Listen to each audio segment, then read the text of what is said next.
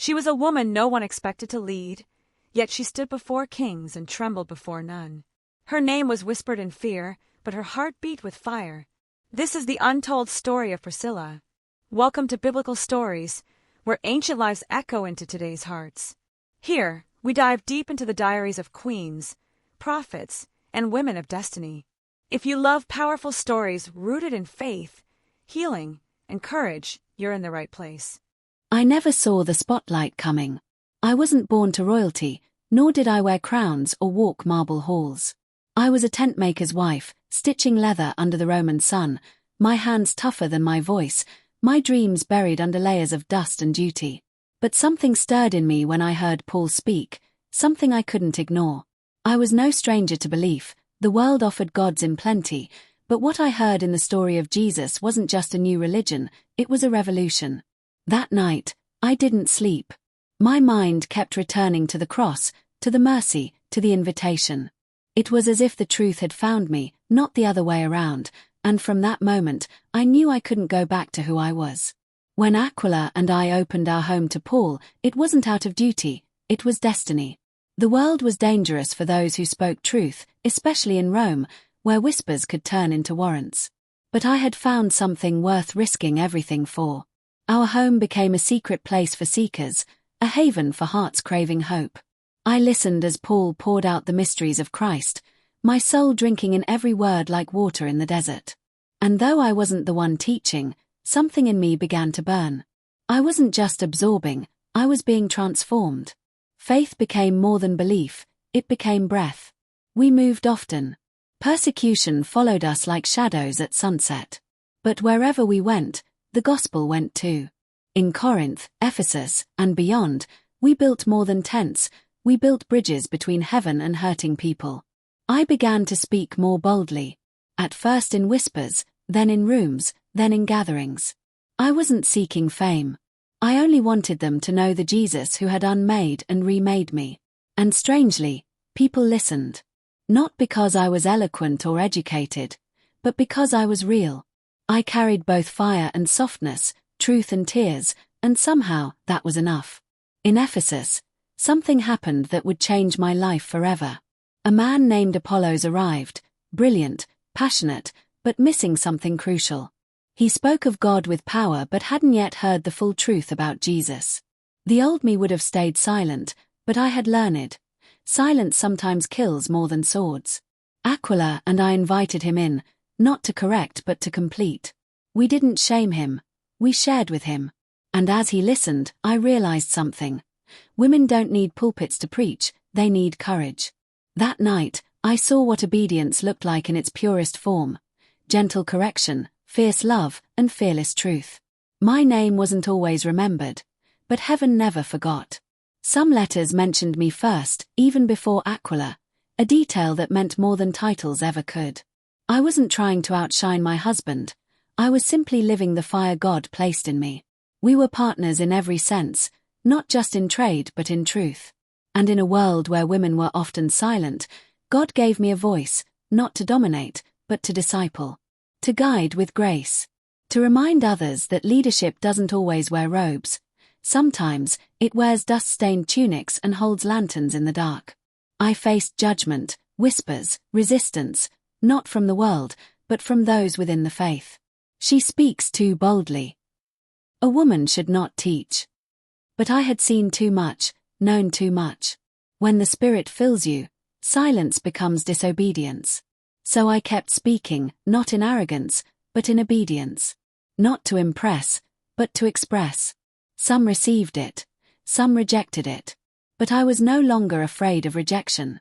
When you've been accepted by the Savior himself, every other opinion becomes background noise. And that gave me a strength the world couldn't explain. Our house churches were more than places of worship, they were sanctuaries for the soul. We fed the poor, comforted the grieving, baptized the broken.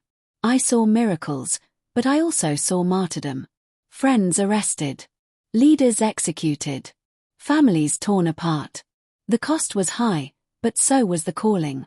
And every time I was tempted to retreat, I remembered Jesus, the man who changed everything. His love didn't just heal me. It commissioned me. and I couldn't sit still while others walked in darkness. So I opened my doors wider, lit my lamps brighter, and made space for more. I never asked to be remembered. I only wanted to be faithful. Some called me teacher. Others, servant. I responded to both. My story isn't one of grandeur, but of grit. I didn't wear a crown, but I carried a cross. And through every city, every tear, every betrayal, I learned that influence isn't about platform, it's about presence. Showing up. Standing firm. Loving deep. And though the world rarely applauded me, heaven stood when I walked in the room. Because I walked not in my own name, but in the name of the one who gave me purpose. Even now, I wonder how many women are still hiding their fire. Still waiting for permission to lead, to speak, to build. I want to tell them, you don't need a stage to change lives. Your kitchen table is sacred. Your whispered prayers shake kingdoms. Your story, raw, unfinished, and flawed, may be the light someone else is waiting for. Don't bury it. Don't silence it. Don't shrink back. If God trusted you with truth, trust Him with your voice. You were made to reflect more than fear, you were made to reflect fire. Sometimes I sit by the window and remember the faces. The ones who wept. The ones who sang. The ones who dared to believe again because someone dared to speak. And I realize, this was never about me. It was always about Him. Jesus, the storyteller who rewrote my ending. The teacher who trusted women to carry His message. The King who saw worth in the margins.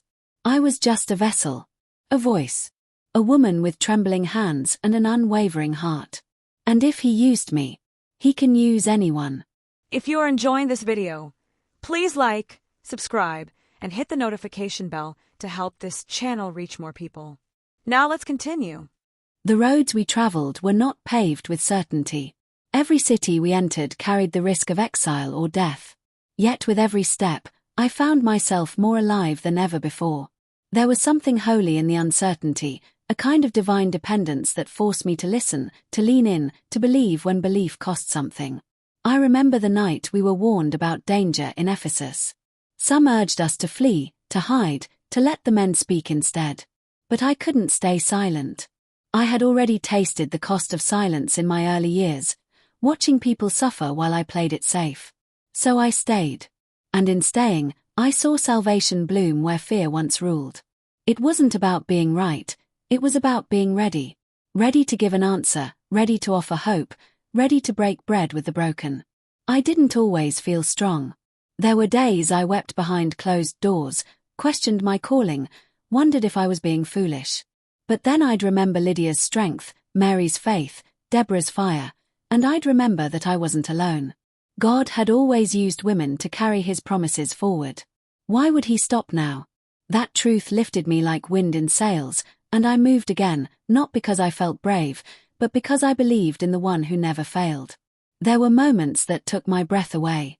Like the time a slave girl, eyes wide with shame, asked if someone like her could be loved by Jesus. I held her trembling hands and whispered, "He came for you." And she believed. Right there on the floor of our home, a new sister was born. I never got used to it, the way grace pierced through pain, the way forgiveness unraveled chains. I wasn't a priestess. I had no temple. But my house became holy ground, my kitchen a cathedral, my voice an echo of mercy. And in those moments, I knew I was walking in purpose. The world tried to write women out of the story.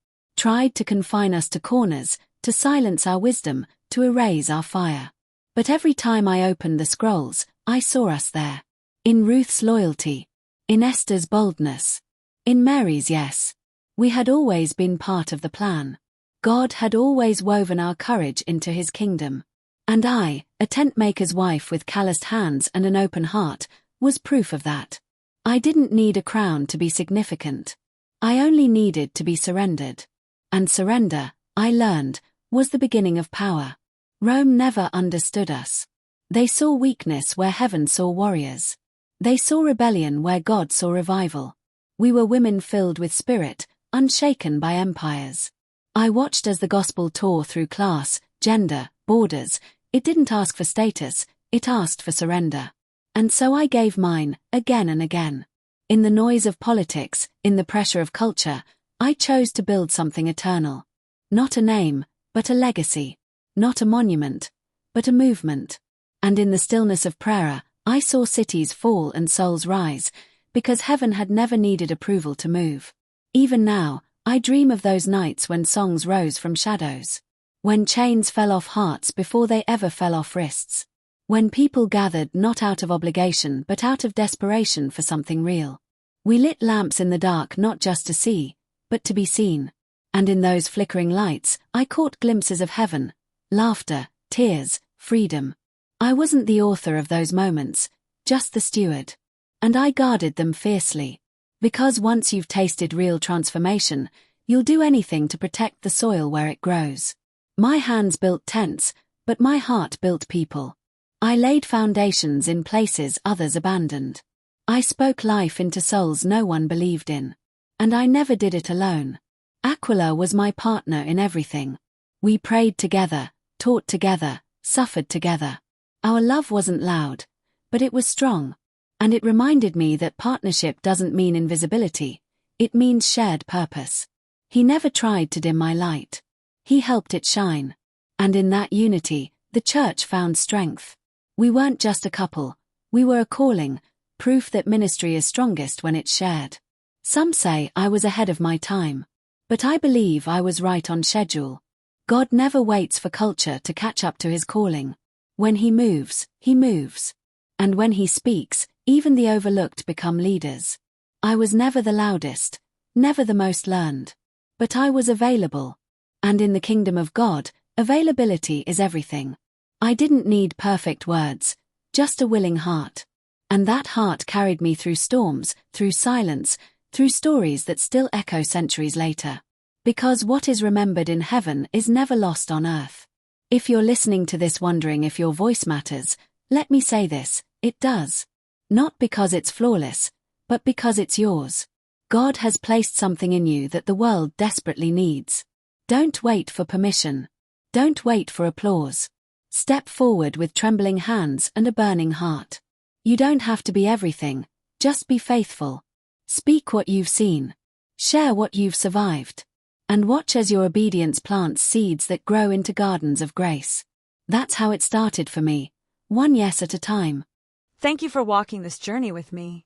If this story moved something in you, if you saw yourself in the cracks, the courage, or the quiet fire, I invite you to stay. There are more stories like mine waiting to be heard, waiting to be healed.